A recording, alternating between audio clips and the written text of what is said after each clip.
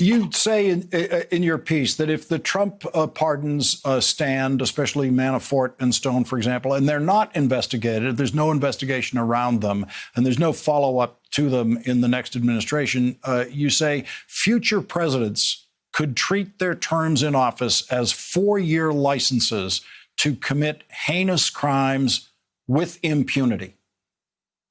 That's right. And they could then, at the end of the day, by dangling pardons in front of all the people who could prove their crimes, completely clear themselves. And for the final outrage, they could say, and by the way, on the way out the door, I pardon myself.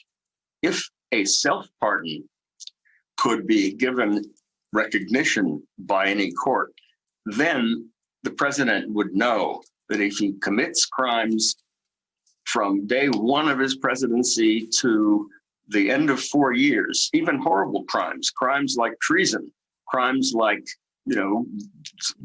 making war on his own people, nothing can be done about it, especially if the Senate is in his own hip pocket, so he can't be removed. And then when he's gone, he's not going to be open to prosecution.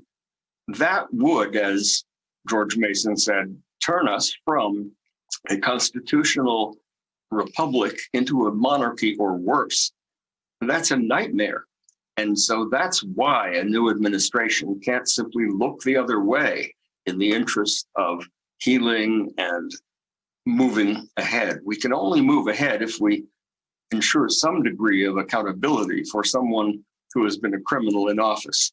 And if that's what the evidence shows, then that's where the new administration needs to go, reluctant though it might be to do that.